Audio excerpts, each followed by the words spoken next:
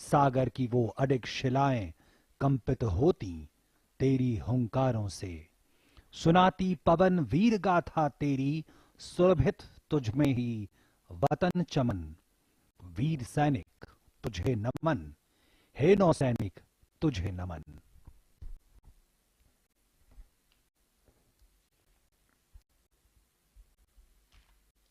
To be secure on land, we must be supreme at sea. Quoting one of the former prime ministers, and Indian Navy, Indian Coast Guard, our entire maritime strength continues to not only live this quote, but also the Fleet Review that you see on your screen, the 12th edition of the President's Fleet Review. It's worth mentioning here, OP and Shivendra. This symbolizes their loyalty, their allegiance to the nation, protecting the sovereign boundaries of the nation, sovereign waters of the nation, and also to strengthen bonds between the sailors and the state. Post-independence, the newly formed Indian Navy undertook several major changes. The changes were seen both in structure and also on operational front. It also reinstituted the maritime tradition of reviewing the composite fleet by the Supreme Commander of the Armed Forces. And once again to recall, as we see the Indian tricolor fluttering high, leading from the front from INS Sumitra. And now let's shift our focus to some more vessels on your screen as you watch the live and uninterrupted broadcast of 12th President's Fleet Review.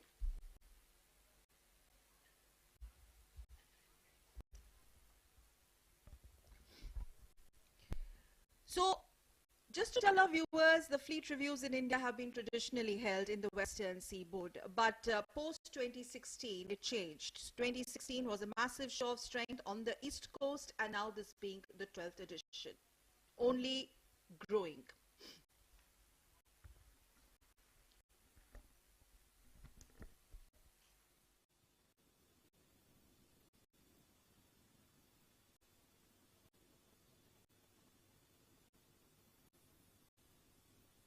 इस पंक्ति में अब है भारतीय नौसेना पोत बतीमाल, pennant number tango 67 के कमान अधिकारी हैं कमांडर संतोष कुमार ठाकुर।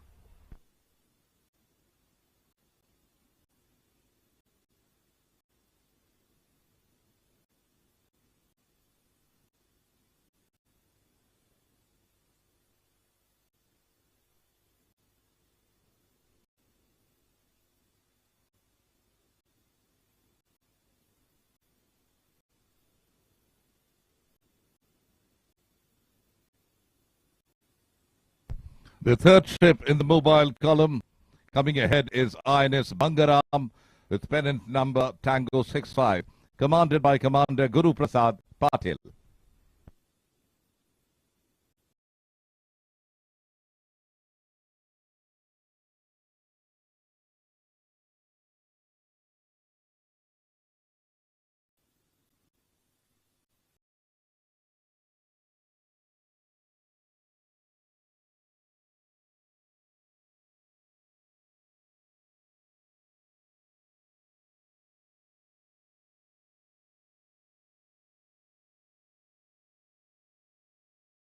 चौथा पोत पेनेंट नंबर टैंगो 68 भारतीय नौसेना पोत बाराटांग है। भारतीय नौसेना पोत बाराटांग के कमान अधिकारी हैं कमांडर अनूप सिंह रावत।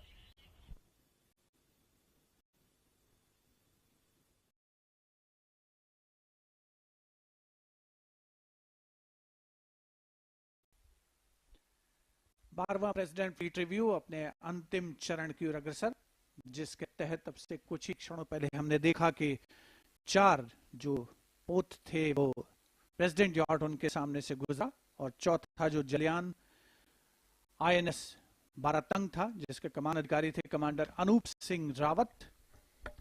और ये हल्के सशस्त्र जलियान भारत की तटीय सुरक्षा में अहम भूमिका निभाते हैं। किसी ने कहा है तन समर्पित मन समर्पित और ये जीवन समर्पित। चाहता हूं देश की धरती तुझे कुछ और भी दूं, चाहता हूं देश की धरती तुझे कुछ और भी दूं।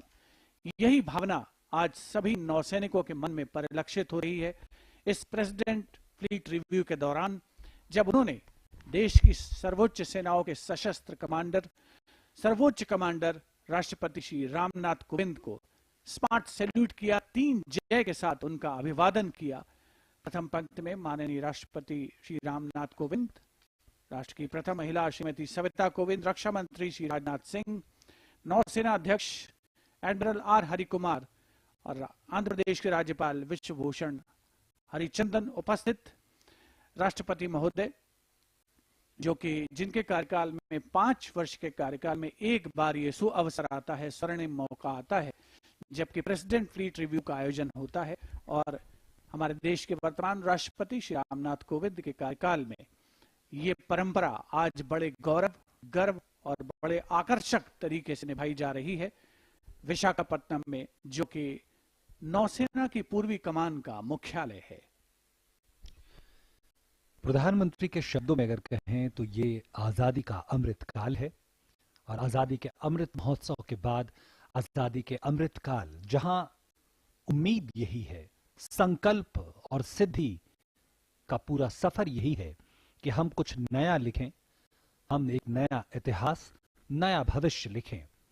नौसेना अपनी पूरी गरिमामय इतिहास के बाद नया इतिहास लिखने को तत्पर दिखती है।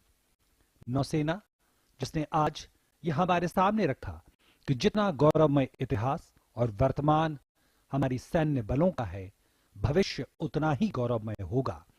और इसी भरोसे को एक बार फिर से आज इस फ्लीट रिव्यू के माध्यम से स्थापित किया जा रहा है। मुझे याद आता है 75 वर्षों का नौसेना का वो गौरवमय इतिहास जो हमें उत्साहित करता है।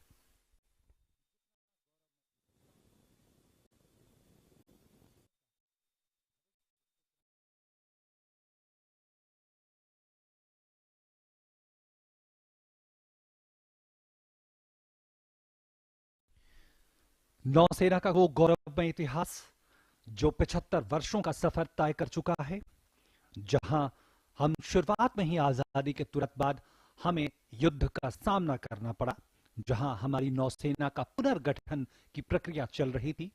हमने दुश्मन को न सिर्फ मुंह तोड़ जवाब दिया, बल्कि अपनी क्षमताओं को दिन ब दिन आगे बढ़ाते रहे। हमें याद आता है 1965 का वो भारत पाक युद्ध, जहां पे भारतीय नौसेना ने पाकिस्तान की आपूर्ति श्रृंखला को ध्वस्त कर दिया। हमें याद रखना होगा 1971 में भारत पाकिस्तान युद्ध का, और उस दौरान ऑपरेशन ट्राइडन, जिसने कराची बंदरगाह को ध्वस्त कर दिया, नेस्ते नाबूद कर दिया। और उस वक्त जो पूर्वी पाकिस्तान है, वहां इस तरह की ब्लॉकेड की, इस तरह से घेराबंदी हमारे नौसेना ने की कि पाकिस्तानी सेना टस से मस न हो सकी, आपूर्ति श्रृंखला नष्ट हो गया। और नतीजा 16 दिसंबर 1971 को हमने एक अभूतपूर्व विजय हासिल की। हमारे सैन्य बलों ने भूगोल बदल डाला दुनिया का, और उस स्थिति को, उस जीत को, उस महाजीत का आज हम जश्न मना रहे हैं स्वर्णिम विजय दिवस के तौर पर। और आज नौसेना अपने उस गर्व को याद रखती है। हमें याद आता है कारगिल युद्ध 1999 का, जहां ऑपरेशन तलवार के जरिए हमारी नौसेना ने एक बार फिर से उसी इतिहास को दोहराया और जीत में एक महत्वपूर्ण भूमिका निभाई। Viewers, we have crossed the last ship in President's Fleet Review 2022, and shortly the Honorable President of India, Shri Ramnath Kovind, will be addressing the fleet. And we once again take this opportunity to recall Indian Navy's glorious past, its legacy. Post-independence, the newly formed Indian Navy undertook several major changes, several major challenges as well, which were seen both in structure and also on the operational front. It then reinstituted the maritime tradition of reviewing the composite fleet by the Supreme Commander of the Armed Forces, that's the President of India. The maiden review of the Indian composite fleet was taken by our first Honorable President, Dr. Rajendra Prasad, on 10th October 1953. Dr. Rajendra Prasad on 10th October 1953, and since then, our maritime strength has never ever looked back. Something that started with the review of total of 30 ships and 6 aircrafts. They were reviewed in a display of might by the nascent Indian Army then.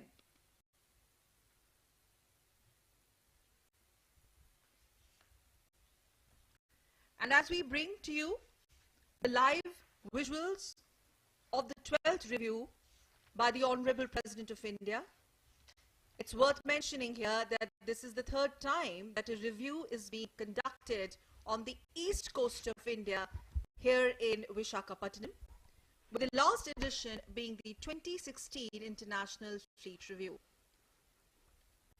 It's history in making, multitude of significance attached to the event, and we all are part of this history in making.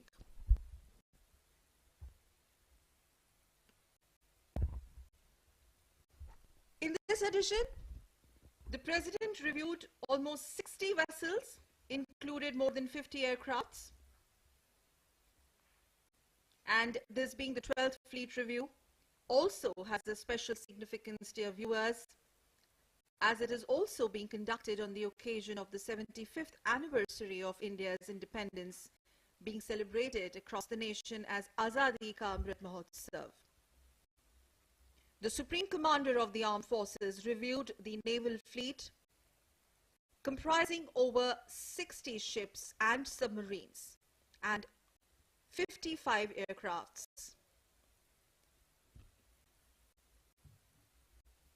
INS Sumitra also, we saw how it sailed through 44 ships lined up at an anchorage of Visakhapatnam. We saw the combination of ships from Indian Navy as well as Indian Coast Guard, from SCI and Ministry of Earth Sciences participating in this mega event.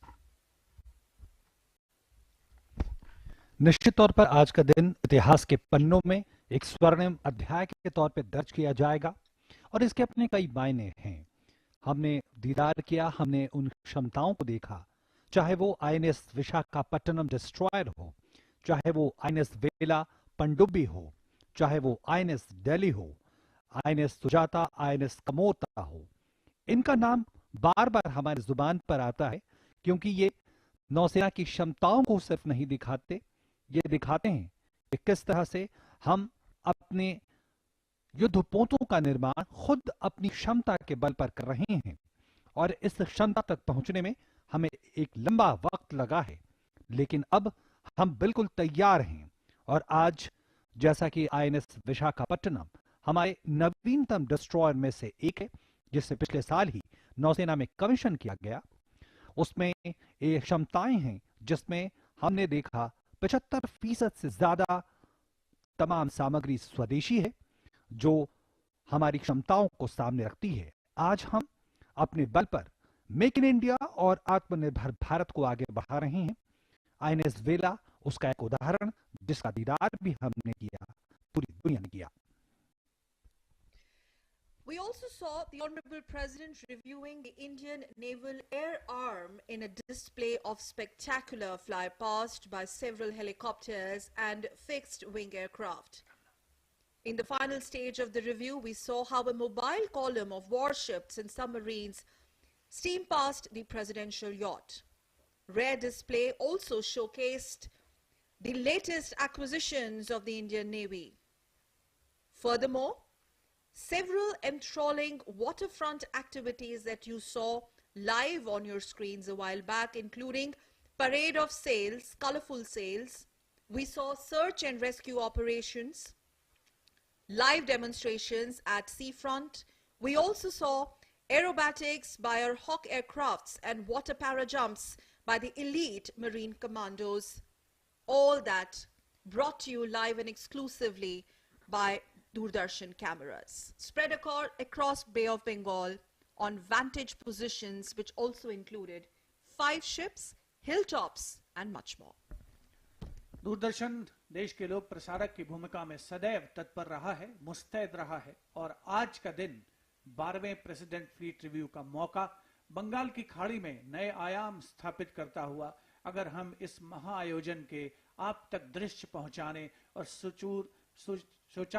सुचारू प्रसारण की बात करें तो, और 5 जो जहाज हैं उन पर खास तौर पर कैमरे लगाए गए, INS Jyoti, INS Nirupak, INS Kamorta, INS Shivalik और आईएनएस जलाश्व पर, जहां से न केवल प्रेसिडेंट यॉट के दृश्य आपको दिख रहे थे, बल्कि प्रेसिडेंट यॉट पर जो कैमरे लगाए गए थे उनसे उन सभी पोतों का अवलोकन माननीय राष्ट्रपति महोदय कर रहे थे, जिन पर डेक पर कैडेट मौजूद थे और जो पूरे गौरव के साथ, जोश के साथ, उत्साह के साथ माननीय राष्ट्रपति महोदय को 3 जय के साथ, जय घोष के साथ उनका अभिवादन कर रहे थे।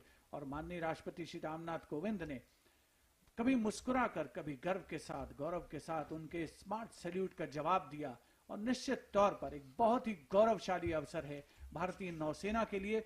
और अगर हम कुछ कवि के शब्दों में उसे व्यक्त करें तो कहा जा सकता है कि कुछ नशा देश की आन का है, कुछ नशा मातृभूमि की शान का है। हम लहराएंगे हर जगह ये तिरंगा, नशा ये हिंदुस्तान के सम्मान का है, नशा ये हिंदुस्तान के अवाम का है। तो ये है मौका 12वें प्रेसिडेंट फ्लीट रिव्यू का, जो हमारी रगों में रक्त के संचार को तीव्र कर देता है और देश प्रेम की भावना को चरमोत्कर्ष पर ले जाने में सहायक है।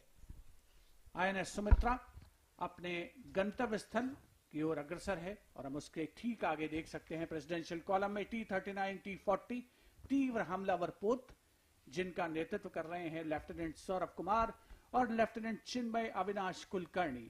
आईएनएस सुमित्रा की कमान संभाली है कमांडर आशीष मित्तल ने। INS Sumitra, presidential yacht, on your screens, indigenously designed naval offshore petrol vessel built at Goa shipyard, commissioned in 2014, accomplishing several successful missions in her service life, and the most notable worth mentioning anti-piracy patrol in Gulf of Aden in 2015, wherein she was diverted for Operation Rahat. Operation Rahat, a non-combatant evacuation operation in war-torn Yemen. INS Sumitra is presently commanded by Commander Ashish Mittal. INS Sumitra is also, as we see, is being led by fast attack craft Tango, T-39 and T-40, followed by Indian naval ships Sumedha and Savitri, all of which are offshore petrol vessels like INS Sumitra. Together on your screens, they form the presidential column.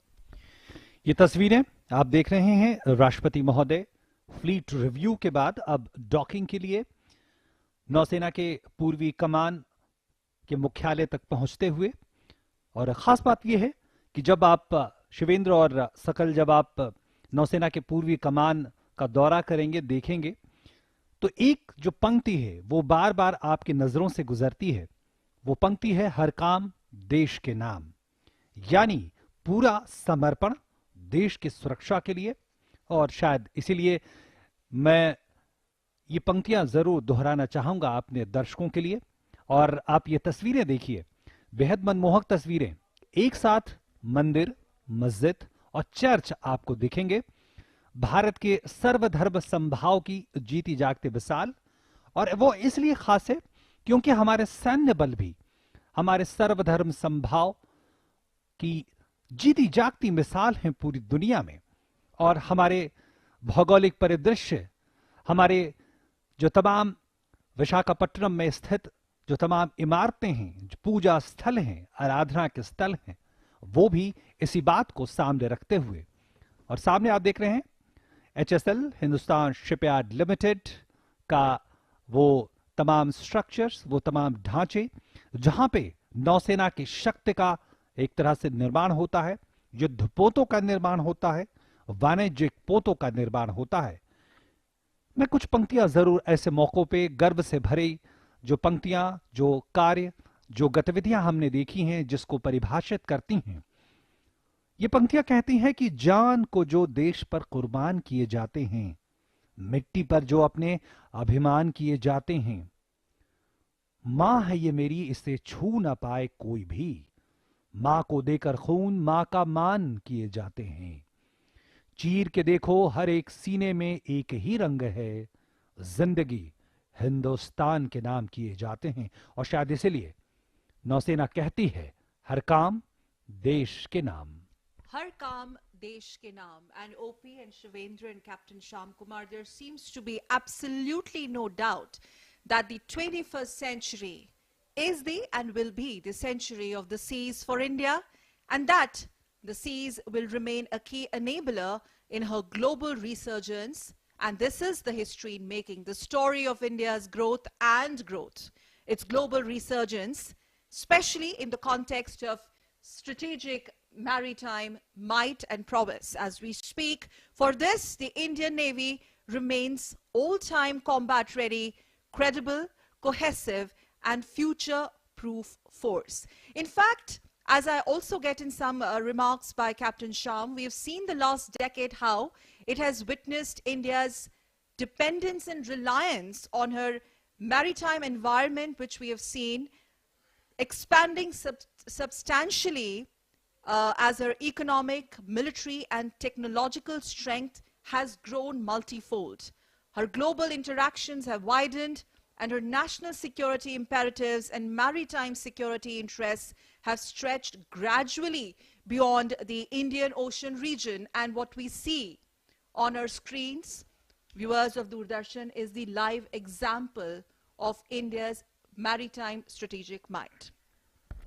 The maritime strength of the country is backed up by the port trusts, the shipbuilding strength, and today we are proud to display the might of shipbuilding capabilities of the country. Sumitra, Sumedha, Savitri, Vishakhapatnam, Sayadri, Satpura, Shivalik, corvettes, LSTs, tankers, and the aircraft carrier in making at Cochin Shipyard Limited, the Hindustan Shipyard Limited, the Mazagon Dock Limited, GRSC, all this is backing up the strength of the maritime capabilities of the country. The Indian Navy today, more than 150 vessels, 300 aircraft, and 67,000 plus active personnel is gearing up to take challenges at far-flung areas at sea. Indian Ocean is being visited by many navies. The Indian Navy, with its diplomatic reach and the concern for the security of the islands and the choke points, strategic areas of interest, is day by day growing for taking a posture which will be befitting our interests tomorrow. The exercise Malabar, the exercise Milan, which is going to take place at Vishakhapatnam just 2 to 3 days from now, are all indicative of these developments. Today, we see Navy operating in the sea lift capabilities. We see projection capabilities. We see it as a HADR, disaster relief operations in areas of interests, and nuclear deterrence as the third strike capability or nuclear trident. So we have grown from strength to strength, and I think today the nation has seen the might of the maritime strength of the country in terms of Indian Navy, the Shipping Corporation of India, the Coast Guard ships, and the strength of ports, harbors, and the shipbuilding industries. भारतीय नौसेना जिसने 75 वर्षों का जो समय रहा है उसमें तमाम नए आयाम स्थापित किए हैं, चाहे वो युद्ध के समय की स्थिति हो या युद्ध से परे की स्थिति हो, चाहे वो राहत या बचाव अभियान हो, या फिर अगर आधुनिकीकरण की बात की जाए और उसमें स्वदेशीकरण का समावेश हो, आत्मनिर्भर भारत की परिकल्पना माननीय प्रधानमंत्री श्री नरेंद्र मोदी की, उससे मूर्त रूप देने की बात हो, भारतीय नौसेना ने हमेशा ही सदैव महत्वपूर्ण भूमिका निभाई है, अग्रणी भूमिका निभाई है। विशाखापट्टनम जो कि मेजबानी कर रहा है 12वें प्रेसिडेंट फ्लीट रिव्यू की, ये बेड़ा समीक्षा प्रेसिडेंट फ्लीट रिव्यू अब अपने अंतिम चरण में। पृष्ठभूमि में आप देख सकते हैं ईस्टर्न घाट्स की पहाड़ियां और दूर दूर तक फैला हुआ समुद्र, और अब इस समय स्थल सीमा जो है इस शिप की, प्रेसिडेंशियल कॉलम की, उसकी ओर बढ़ रहा है आईएनएस सुमित्रा। और निश्चित तौर पर कहा जा सकता है कि आज का जो नेवी का, नौसेना के जंगी जहाजों का जो प्रदर्शन था, भारतीय जहाजरानी निगम के जहाजों का जो प्रदर्शन था, पृथ्वी विज्ञान मंत्रालय के जहाज उसमें शामिल थे, भारतीय तटरक्षक बल जो कि कोस्ट गार्ड एक बहुत ही अहम भूमिका निभाता है भारतीय समुद्री सीमाओं की सुरक्षा में, उसके उन्नत जहाजों का भी प्रदर्शन आज इस प्रेसिडेंट फ्लीट रिव्यू में शामिल रहा है। हिंदुस्तान शिपयार्ड और विशाखापट्टनम पोर्ट ट्रस्ट, अगर कहा जाए दो नगीने हैं विशाखापट्टनम में तो गलत नहीं होगा। पूर्वी तट पर सबसे प्राचीन शिपयार्ड है हिंदुस्तान शिपयार्ड लिमिटेड, और साथ ही विशाखापट्टनम का जो बंदरगाह है उसकी बहुत महत्वपूर्ण भूमिका है अगर आर्थिक दृष्टि से भी बात की जाए। और इंडियन मैरीटाइम जोन में जो भूमिका निभाता है ये बंदरगाह, वो न केवल आर्थिक दृष्टि से महत्वपूर्ण है बल्कि सामरिक दृष्टि से भी उसकी महत्वपूर्ण भूमिका कही जा सकती है। हिंदुस्तान शिपयार्ड लिमिटेड 1941 में सिंधिया स्टीम और नेविगेशन कंपनी के अंश के रूप में परिचालित हुआ था और आज सार्वजनिक क्षेत्र का एक उपक्रम है। और उसी तरीके से विशाखापट्टनम पोर्ट ट्रस्ट भी सार्वजनिक क्षेत्र का उपक्रम है। आईएनएस सावित्री शान से आगे बढ़ता हुआ प्रेसिडेंट फ्लीट रिव्यू का अंग बनते हुए आज बहुत ही शानदार अंदाज में जिसका परिचालन हुआ, और प्रेसिडेंट यॉट ने एक के बाद एक जो पोत तैनात थे समुद्र में, स्टैटिक शिप्स, उनको पार किया और परंपरागत अंदाज में इस सिलसिले को आगे बढ़ाया। अब से थोड़ी देर पहले वो मौका भी था इस फ्लीट रिव्यू का जब राष्ट्रपति महोदय ने अपना संबोधन किया और एक बार फिर से वो भरोसा मजबूत हुआ हमारे सैन्य बलों पर, और एक बार फिर से भविष्य की चुनौतियों के लिए, जैसे प्रधानमंत्री के शब्दों में आजादी का अमृतकाल कहते हैं, यानी आज से 25 वर्षों बाद भारत कहां होगा, किन परिस्थितियों में होगा, क्या हम अपनी क्षमताओं का पूरा दोहन कर सकेंगे और भारत एक विश्व गुरु के पद पर आसीन हो सकेगा, जहां दुनिया भारत की तरफ आज देख रही है। और इस अमृतकाल में हम अपनी तमाम क्षमताओं को नए स्तर पर ले जाएंगे। इसलिए आज का फ्लीट रिव्यू इतिहास का वो हिस्सा जो हमारे गौरव के इन पलों को बढ़ाता है, हमारी शिराओं में, हमारी धमनियों में गौरव और ऊर्जा का संचार बढ़ा देता है। और हमें यह समझना होगा कि नौसेना क्यों बेहद जरूरी है, क्यों बाकी सैन्य बलों से इसकी भूमिका महत्वपूर्ण हो जाती है, क्योंकि हमारे आर्थिक हितों को नौसेना न सिर्फ सुरक्षित रखता है बल्कि आश्वस्त करता है कि भारत की आर्थिक प्रगति निर्बाध रूप से आगे बढ़ती रहेगी। भारतीय समुद्री सीमाएं जो 7,500 किलोमीटर से लंबी हैं, और इसके अलावा हिंद महासागर में दुनिया के अपतटीय तेल भंडार का 40%, रणनीतिक महत्व के खनिजों का 65%, प्राकृतिक गैस का 31% भंडार पूरी दुनिया का, और इससे भी आगे बढ़कर पश्चिम एशिया से हर साल करोड़ टन तेल इस क्षेत्र से गुजरते हैं और पूरी दुनिया के लिए ऊर्जा की आपूर्ति को सुनिश्चित करते हैं। हमारी नौसेना ने एक बार फिर से उस सुरक्षा के एहसास को आगे बढ़ाया है, समृद्ध किया है कि जब तक हमारी नौसेना मौजूद है हमारे आर्थिक हितों को कोई नुकसान नहीं पहुंचा सकता, हमारी ओर आंख नहीं उठा सकता। और अब ये दृश्य आप देखें जब प्रेसिडेंट फ्लीट रिव्यू अपने बिल्कुल अंतिम चरण पर, राष्ट्रपति महोदय का ये प्रेसिडेंट यॉट अब यहां पे डॉक होगा यहां पे, और फिर से एक बार हम देखेंगे राष्ट्रपति महोदय के सम्मान में जो तमाम गतिविधियां हैं वो उसके गवाह हम बनेंगे। The precise navigational skill of the captain of the warship and the navigating officer is at display. The ship will be berthed alongside in few minutes from now. As you see, the national color flying in the foreyard of the ship and also on the main mast, indicating the President, the Supreme Commander of the Armed Forces, is at sea. The Chief of Naval Staff, the Raksha Mantri, the Commander-in-Chief of Eastern Command, and various dignitaries on board the warship of the President's yacht, now coming alongside after reviewing the fleet.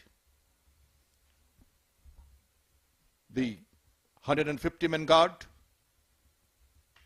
and ceremonials of President's coming alongside is going to be observed soon. The ship has been modified for this day, and deck, the awnings, which is a retractable one, is being specially made for the day.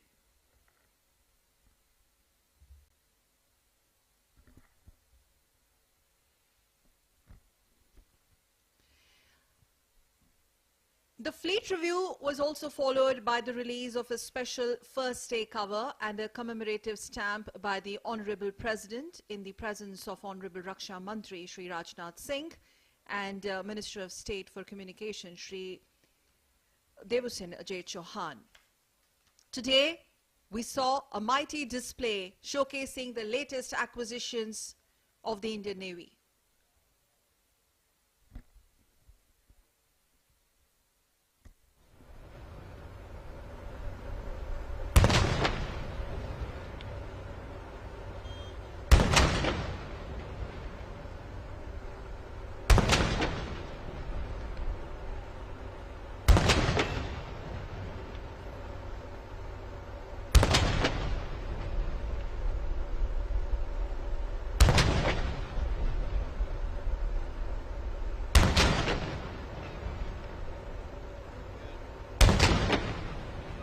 Gun salute is being fired.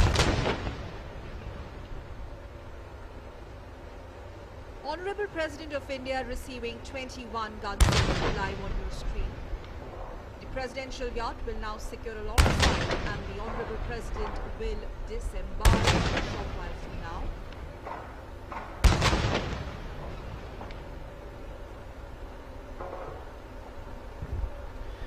राष्ट्रपति महोदय को 21 तोपों की सलामी। राष्ट्रपति महोदय के सम्मान में राष्ट्रपति महोदय जो सशस्त्र बलों के सर्वोच्च कमांडर हैं और आज एक अविस्मरणीय ऐतिहासिक पल नौसेना के इतिहास में जुड़ गया, भारतीय सैन्य बलों के इतिहास में जुड़ गया, भारत के इतिहास में जुड़ गया, जो ये बताता है कि हम सुरक्षित हैं। आकाश की ऊंचाइयों से लेकर सागर की गहराइयों तक हम आश्वस्त हैं।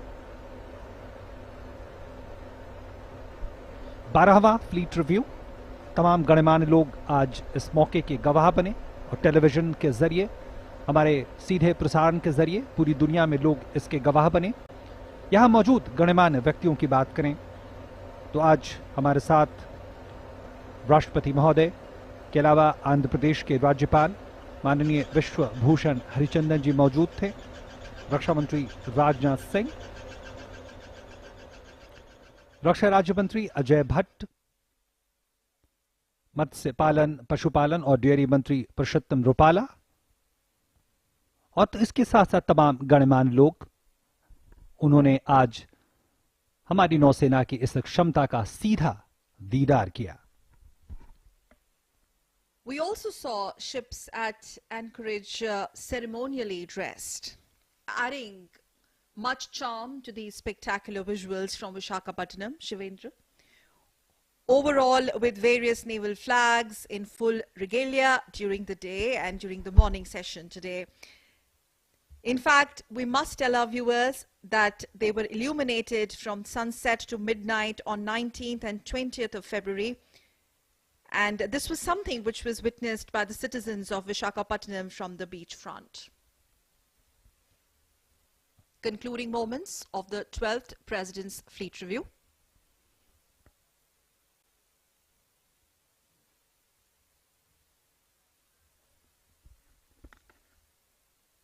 National emblem, the President's presence on board the ship, depicting the might of the country at sea and the full naval capability at display. In few moments from now, the President will disembark from the ship and the Fleet Review will come to an end.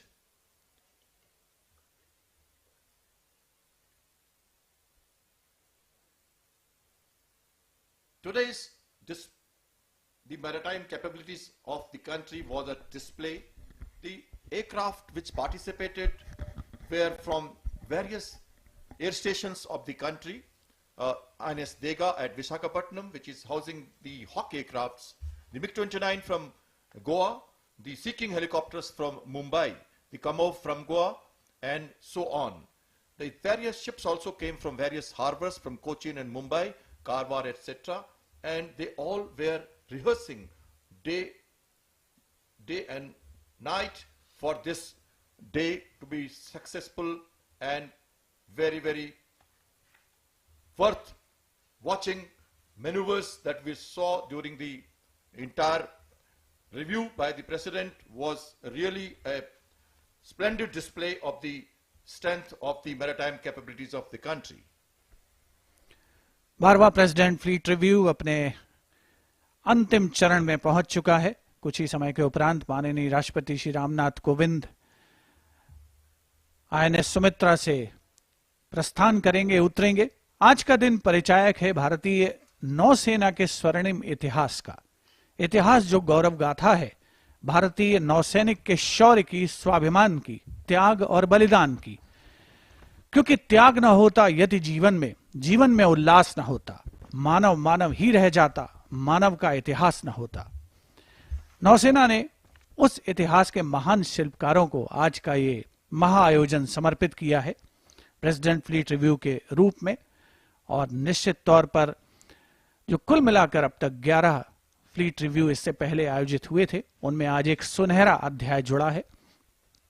थल सेना अध्यक्ष general Manoj Mukund Naravane वार्तालाप करते हुए रक्षा मंत्री श्री राजनाथ सिंह से, और अब से कुछ ही क्षणों पहले हमने देखा कि माननीय राष्ट्रपति श्री रामनाथ कोविंद, राष्ट्र की प्रथम महिला श्रीमती सविता कोविंद डेक पर मौजूद, प्रेसिडेंट यॉट पर मौजूद विशिष्ट अतिथिगणों से बातचीत करते हुए नजर आ रहे थे, अपने अनुभव साझा कर रहे थे। आज के इस खास दिन को सभी ने अपनी यादों में पिरोया है और भारतीय नौसेना की जो सामरिक शक्ति है, जो उन्नत तकनीक का समावेश है, जो आधुनिकीकरण की प्रक्रिया है, उसका अवलोकन किया है। और आज का प्रेसिडेंट फ्लीट रिव्यू निश्चित तौर पर एक और इशारा करता है कि भारत का वर्तमान उज्जवल है और भविष्य उससे भी ज्यादा उज्जवल इन भारतीय नौसेना के जोशीले जांबाजों और जंगी जहाजों के देखरेख में।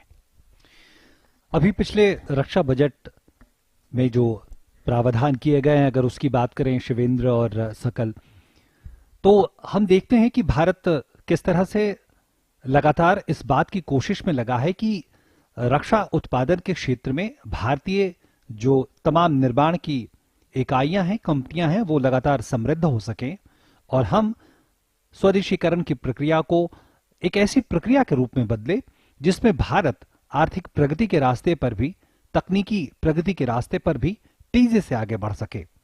और उसी का उदाहरण है। और मुझे वो पंक्तियां याद आती हैं जो हमारे पूर्व प्रधानमंत्री, उन्होंने कहा था कि भारत सिर्फ एक जमीन का टुकड़ा भर नहीं है, बल्कि वो जीता जागता राष्ट्र पुरुष है।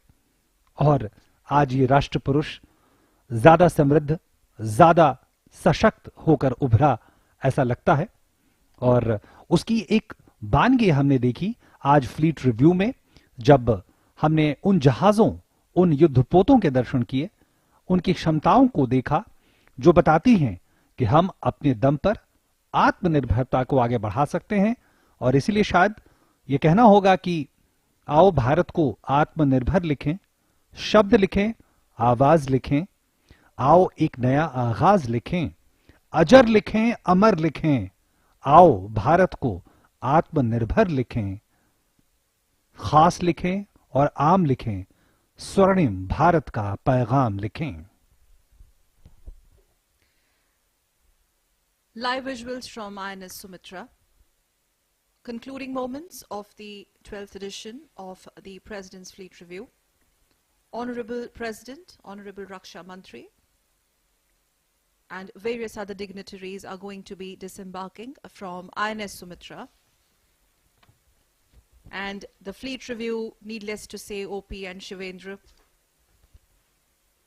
how beautifully it has symbolized our Navy's loyalty, allegiance to the nation, and strengthening bonds between the sailors and the state. And to conclude, I'm reminded of these few lines from Kelly Roper, and this is our dedication to our men in uniform.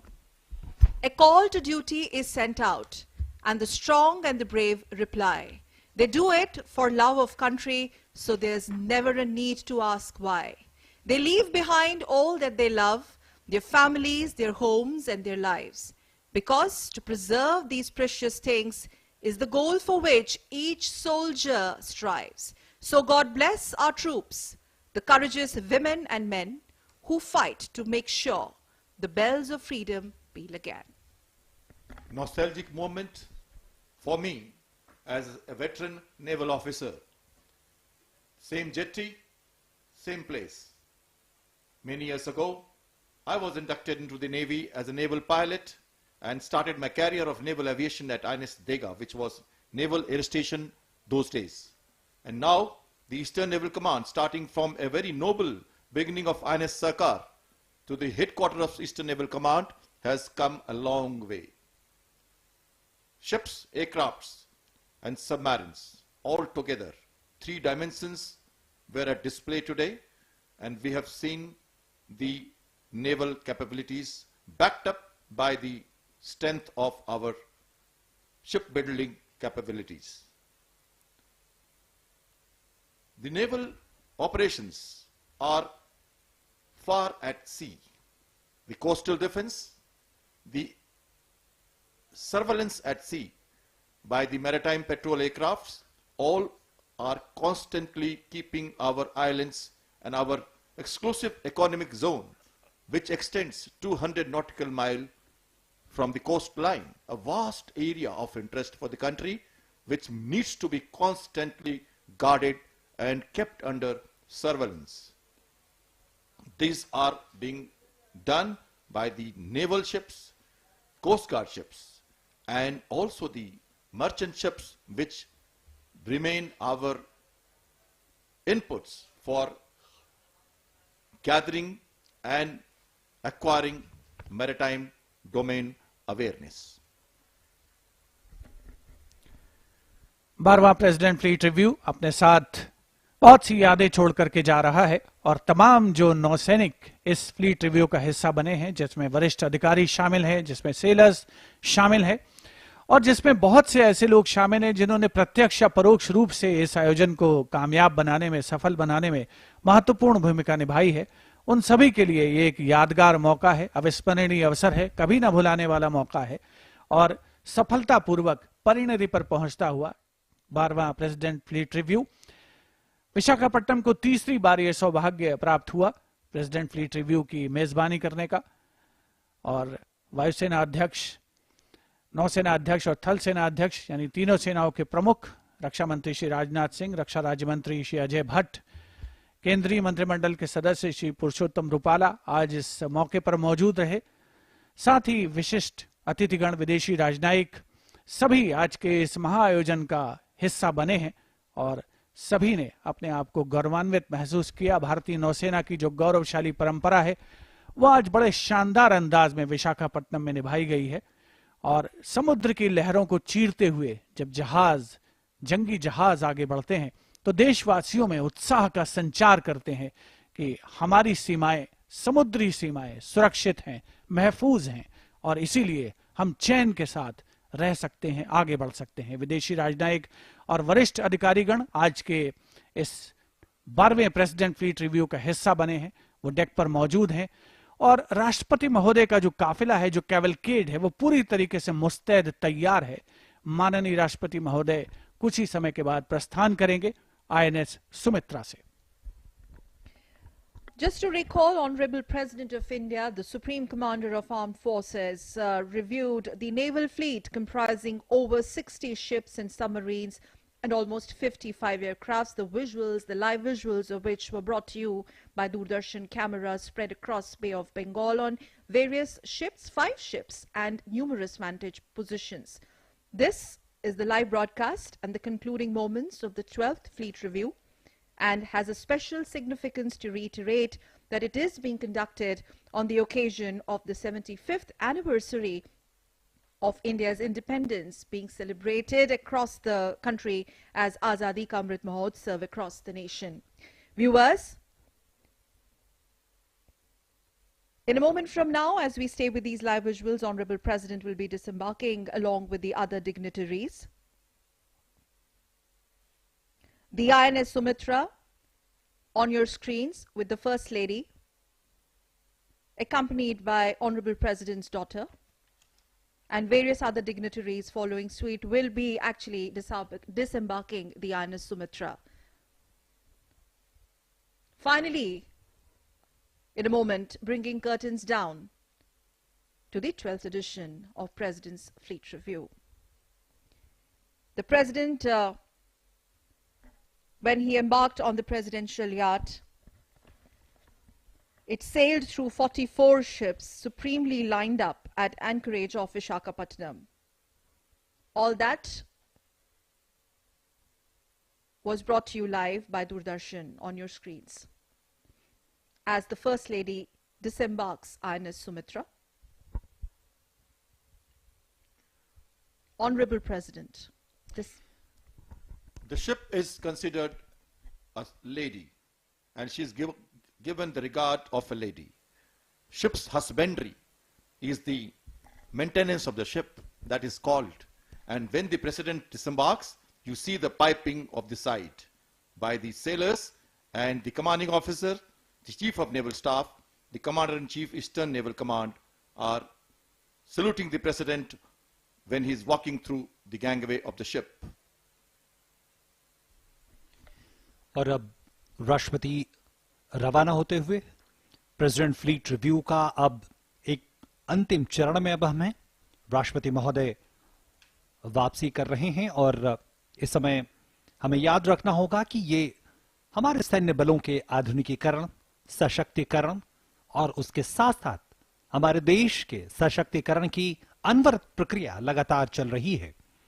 और इसी कड़ी में अब से कुछ दिनों बाद पिछले अगले 25 तारीख को मिलन अभ्यास, जिसमें करीब 50 देशों की नौसेनाएं यहीं नौसेना के पूर्वी कमान मुख्यालय और बंगाल की खाड़ी में जमा होंगे। और वो एक उस प्रक्रिया के तहत भी संदेश यही होगा कि हमारी सशक्तिकरण की ये प्रक्रिया, हमारे सैन्य बलों के सशक्तिकरण की ये प्रक्रिया लगातार आगे बढ़ रही है, जिसमें सौहार्द और सामंजस्य और सहयोग की एक कभी न रुकने वाली परंपरा भी शामिल है। आज संदेश विशाखापट्टनम के इस तटीय शहर से यही पूरी दुनिया को गया है कि कोई भी चुनौती हो, हम तैयार हैं, कोई भी परिस्थिति हो, हम मुस्तैद हैं। हमारे सैन्य बल, हमारी नौसेनाएं मौजूद हैं और नौसेना अपने तीनों आयामों के जरिए लगातार सशक्तिकरण की प्रक्रिया को, आधुनिकीकरण की प्रक्रिया को आगे बढ़ा रही है। चाहे समुद्र का तल हो या समुद्र के नीचे की चुनौतियां हो या फैला हुआ आकाश हो, नौसेना तत्पर और तैयार है। यह आजादी का अमृतकाल है दर्शकों, और हम लगातार कुछ नया और बड़ा लिख रहे हैं और यह कहना है कि नए भारत नया इतिहास लिख रहा है। जन गण मन संग वंदे मातरम गान लिख रहा है। मर्यादा का राम कृष्ण का गीत, कृष्ण का गीता ज्ञान कुरुक्षेत्र संग्राम लिख रहा है। एक भारत श्रेष्ठ